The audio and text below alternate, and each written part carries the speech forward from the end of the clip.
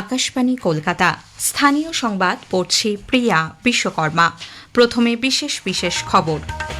রাজ্য সরকারের অসহযোগিতার কারণেই ভারত বাংলাদেশ আন্তর্জাতিক সীমান্তের ৫৬৩ কিলোমিটার এলাকায় কাঁটা তারের বেড়া দেওয়া সম্ভব হয়নি বলে কেন্দ্রীয় স্বরাষ্ট্রমন্ত্রী অমিত শাহ অভিযোগ করেছেন।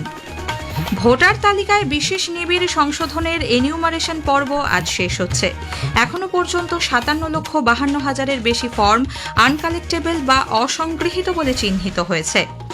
বহুতল ভবন ও আবাসন এলাকায় ভোট কেন্দ্র স্থাপন নিয়ে পশ্চিমবঙ্গ থেকে কোনো প্রস্তাব না আসায় ক্ষোভ প্রকাশ করেছে নির্বাচন কমিশন। ফের সমীক্ষার নির্দেশ।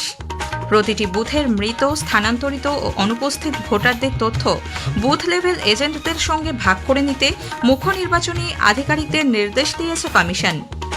১ দশকেরও বেশি সময় পর রাজ্যের ৪ জেলায় সামুদ্রিক মৎস্যজীবীদের নিয়ে বিস্তৃত সমীক্ষা শুরু করতে চলেছে কেন্দ্র। আজ সেই বিস্তারিত খবরে। আসাম, মেঘালয়ের মতো রাজ্যের আন্তর্জাতিক সীমান্তে কাঁটা তারের বেড়া দেওয়া সম্ভব হলেও শুধুমাত্র পশ্চিমবঙ্গের সীমান্তই বছরের পর বছর খোলা পড়ে রয়েছে বলে কেন্দ্রীয় স্বরাষ্ট্রমন্ত্রী অমিত শাহ অভিযোগ করেছেন। লোকসভায় গতকাল নির্বাচনী সংস্কার নিয়ে আলোচনার জবাবি ভাষণে শ্রী শাহ অনুপ্রবেশ নিয়ে সরব হন। রাজ্য সরকার জমি না দেওয়ায় আন্তর্জাতিক সীমান্তের ৫৬৩ কিলোমিটার এলাকায় বেড়া দেওয়া সম্ভব হচ্ছে না বলে তিনি জানান।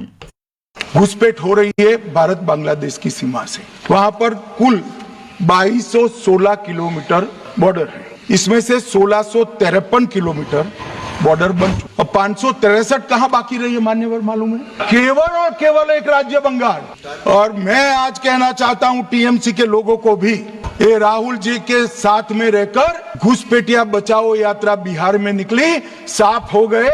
आप भी घुसपैठियों को बचाओगे तो वहां भारतीय जनता पार्टी का विजय तय। ভোটার তালিকায় বিশেষ নিবিড় সংশোধন এসআইআর এর এনিউমারেশন পর্ব আজ শেষ হচ্ছে। ১২ থেকে ১৫ই ডিসেম্বর এই ৪ দিন তথ্য পুনর্যাচাইয়ের কাজ চলবে। খসড়া ভোটার তালিকা প্রকাশিত হবে ১৬ই ডিসেম্বর। এদিকে ২০০২ সালের ভোটার তালিকার সঙ্গে কোনো সংযোগ পাওয়া যায়নি এমন ভোটারদের পাশাপাশি বাবা মায়ের সঙ্গে যেসব ভোটারদের বয়সের পার্থক্যে অসঙ্গতি রয়েছে তাদেরকেও শুনানির জন্য ডাকা হবে বলে নির্বাচন কমিশন সিদ্ধান্ত নিয়েছে। অন্যদিকে সর্বশেষ পাওয়া খবরে রাজ্যে ৫৭,৫২,০০০-এর বেশি ভোটারের এনিউমারেশন ফর্ম আনকালেক্টেবল বা অসংগৃহীত বলে বিবেচিত হয়েছে। এর মধ্যে মৃত ভোটারের সংখ্যা ২৪ লক্ষের বেশি। ১১ লক্ষের বেশি ভোটারকে খুঁজে পাওয়া যায়নি। বহুতল ভবন ও আবাসন এলাকায় ভোট কেন্দ্র স্থাপন নিয়ে পশ্চিমবঙ্গ থেকে কোনো প্রস্তাব না আসায় ক্ষোভ প্রকাশ করেছে নির্বাচন কমিশন।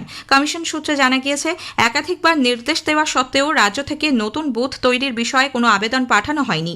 গতকাল রাজ্যের মুখ্য নির্বাচনী আধিকারিক মনোজ কুমার আগরওয়ালকে চিঠি পাঠিয়ে কমিশন জানিয়েছে, এই বিষয়টি খুবই গুরুতর।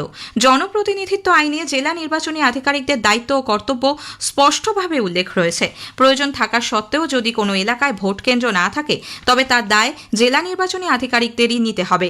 রাজ্যে বিধানসভা ভিত্তিক খসড়া ভোটার তালিকা প্রকাশের পর প্রতিটি জেলায় নতুন করে সমীক্ষা করতে হবে বলে নির্বাচন কমিশন জানিয়েছে। আগামী ৩১শে ডিসেম্বরের মধ্যে ওই কাজ করতে হবে জিইওদের। ভোটার তালিকায় বিশেষ নিবিড় সংশোধনের কাজ খতিয়ে দেখতে নির্বাচন কমিশন নিযুক্ত ৫ বিশেষ রোল অবজারভার জেলা সফর করছেন। গতকাল রাজ্যে পৌঁছানোর পর তারা মুখ্য নির্বাচনী আধিকারিকের দপ্তরে এক উচ্চ পর্যায়ের বৈঠক করে সর্বশেষ পরিস্থিতি সম্পর্কে তথ্য সংগ্রহ করেন। মুখ্য নির্বাচনী আধিকারিক মনোজ কুমার আগরওয়াল জানিয়েছেন, বিশেষ পর্যবেক্ষকরা সব জেলায় গিয়ে এনিউমারেশন প্রক্রিয়ার নমুনা সহ সমস্ত তথ্য খতিয়ে দেখবেন। এদিকে প্রেসিডেন্সি ডিভিশনের দায়িত্বপ্রাপ্ত বিশেষ রোল অবজারভার ওই ডিভিশনের আওতায় থাকা কুমার রবিকান্ত সিং ও মুখ্য নির্বাচনী আধিকারিক হাওড়া, নদিয়া, কলকাতা, উত্তর ও দক্ষিণ ২ পরগনা জেলা নির্বাচনী আধিকারিকদের সঙ্গে গতকাল বৈঠক করেন। অন্যদিকে বর্ধমান ডিভিশনে নিযুক্ত বিশেষ রোল অবজারভার কৃষ্ণ কুমার নিরালা গতরাতেই পূর্ব বর্ধমানের জেলা শাসকের দপ্তরে প্রশাসনিক আধিকারিকদের সঙ্গে বৈঠক করেন। দেশজুড়ে যে ১২টি রাজ্য ও কেন্দ্রশাসিত অঞ্চলে এসআইআর প্রক্রিয়া চলছে সেখানে প্রতিটি বুথের মৃত, স্থানান্তরিত ও অনুপস্থিত ভোটারদের তালিকা রাজনৈতিক দলগুলির বুথ লেভেল এজেন্টদের সঙ্গে ভাগ করে নিতে মুখ্য নির্বাচনী আধিকারিকদের নির্দেশ দিয়েছে নির্বাচন কমিশন। বিহারে এসআইআর চলাকালীন যে পদ্ধতি অনুসরণ করা হয়েছিল একই মডেল এবার অন্য রাজ্যেও কার্যকর করার সিদ্ধান্ত নিয়েছে কমিশন। এক বিবৃতিতে জানানো হয়েছে, বুথ স্তরে যেসব ভোটারকে অ্যাবসেন্ট, শিফটেড, ডেড অথবা ডুপ্লিকেট হিসেবে চিহ্নিত করা হয়েছে এবং যাদের কাছে বারবার গিয়েও বুথ লেভেল আধিকারিকরা পৌঁছতে পারেননি সেই সমস্ত ভোটারদের তথ্য খসড়া ভোটার তালিকা প্রকাশের আগেই রাজনৈতিক দলগুলির মনোনীত এজেন্টদের হাতে তুলে দিতে হবে। রাজ্যে ভোটার তালিকায় বিশেষ নিবিড় সংশোধনের কাজে যুক্ত বিএলওরা তাদের অভিজ্ঞতার কথা ভাগ করে নিয়েছেন আকাশবাণী সংবাদের সঙ্গে। বাঁকুড়া থেকে আমাদের জেলা সংবাদদাতার একটি প্রতিবেদন। বাঁকুড়া জেলায় এসআইআর এর কাজ নির্বিঘ্নে ও সুষ্ঠুভাবে শেষ পর্যায়ে চলছে। এখনো পর্যন্ত তেমন কোনো সমস্যা দেখা যায়নি বলে জানিয়েছেন বিভিন্ন এলাকার বিএলওরা। বিভিন্ন পিছিয়ে পড়া এলাকায় প্রশাসনের আধিকারিকরা গ্রামে গ্রামে গিয়ে বুথ লেভেল অফিসারদের সঙ্গে সহযোগিতার হাত বাড়িয়ে দিয়েছেন। বাঁকুড়া পৌরসভা এলাকার 128 নম্বর বুথের বিএলও দুর্গাদাস সামন্ত জানিয়েছেন, এসআর কাজ ভালোভাবেই হচ্ছে। প্রত্যেকটা মানুষই তাদের নিজস্ব যে ফর্ম সেই ফর্মে ফিল আপ করছে এবং যথাযথ ডকুমেন্টস ফিল আপ দিয়েই তারা ফিল আপ করছেন এবং সবাইকে স্বতঃস্ফূর্তভাবেই ব্যাপারটা দেখছেন। না, আমার এখানে যত মৃত ভোটার ছিল তাদের প্রত্যেকেরই ডকুমেন্টস, ডেথ সার্টিফিকেটের ডকুমেন্টস দিয়েই সাবমিট করেছেন। না, এখনো পর্যন্ত কোনো অসুবিধা নয়, বেশ স্মুথলি সবাইকার মধ্যে সহযোগিতা পেয়েছি। বাঁকুড়া থেকে দেবাশিস মৌলিক, আকাশবাণী সংবাদ।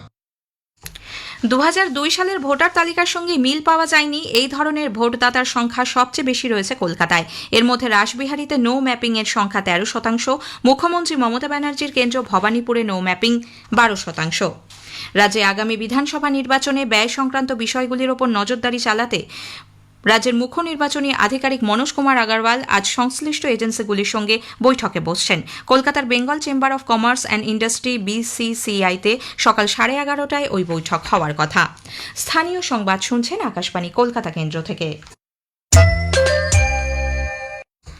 আমাদের সংবাদ শোনা যাচ্ছে ইউটিউব চ্যানেল আকাশবাণী সংবাদ বাংলা, ফেসবুক ও ইনস্টাগ্রাম আকাশবাণী সংবাদ কলকাতা এবং এক্স হ্যান্ডেল AIR নিউজ কলকাতাতে।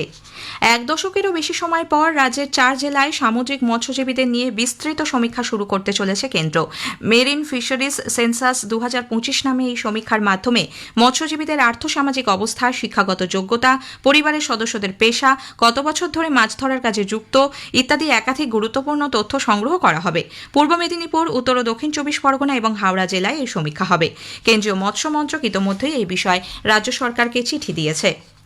দেশের গৌরবময় শিল্পের ঐতিহ্য সংরক্ষণ ও অসাধারণ শিল্পকুশলতাকে স্বীকৃতি দিতে শিল্পগুরু এবং হস্তশিল্পে জাতীয় পুরস্কার প্রদান করা হয়েছে। এর মধ্যে এ রাজ্যের 1 জন জাতীয় পুরস্কার এবং 5 জন শিল্পগুরু পুরস্কারে সম্মানিত হয়েছেন। একটি প্রতিবেদন। দক্ষিণ 24 পরগনার লক্ষ্মীকান্তপুরের বাসিন্দা শোভারানী পোদ্দার শিল্পগুরু 2024 পুরস্কার পেয়েছেন। ছোট থেকেই পাট দিয়ে বিভিন্ন হাতের কাজ করতেন তিনি। বাংলার বিভিন্ন প্রান্তের ছোট ছোট শিল্পকে স্বীকৃতি দেওয়ার জন্য প্রধানমন্ত্রী ও কেন্দ্রীয় সরকারকে ধন্যবাদ জানিয়ে তিনি বলেন, প্লাস্টিকের জিনিস বর্জন করে পাটের তৈরি জিনিস ব্যবহার করলে পরিবেশ দূষণ অনেক কমবে। বর্তমান দিনে দেখছি আমাদের আসবাবপত্রে প্রায় প্লাস্টিক ব্যবহার হচ্ছে। জুট দিয়ে প্রচুর কিছু করা যায়, কিন্তু কেন হচ্ছে না? আমরা যদি জুট ব্যবহার করি দেখা যাবে প্রাকৃতিকগত আমরা অনেক ভালো থাকবো। কেন্দ্র সরকার ব্যবস্থা না নিলে তো আমরা এত দূর পৌঁছাতে পারতাম না।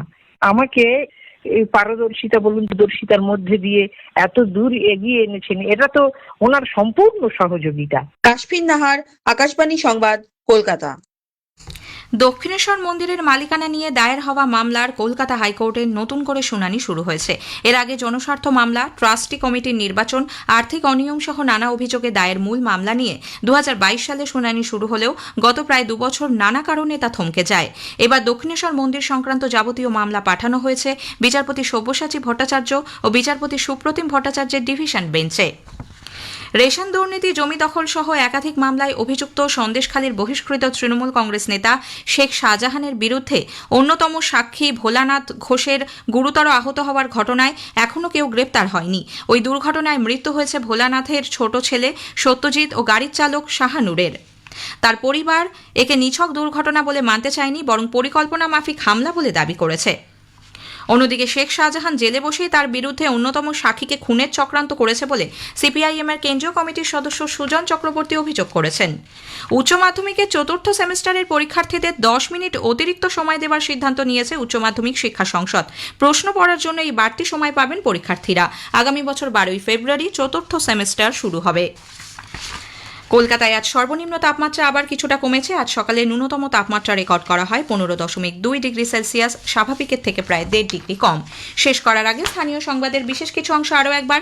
রাজ্য সরকারের অসহযোগিতার কারণেই ভারত বাংলাদেশ আন্তর্জাতিক সীমান্তের 563 কিলোমিটার এলাকায় কাঁটাতারের বেড়া দেওয়া সম্ভব হয়নি বলে কেন্দ্রীয় স্বরাষ্ট্রমন্ত্রী অমিত শাহ অভিযোগ করেছেন। স্থানীয় সংবাদ শেষ হলো।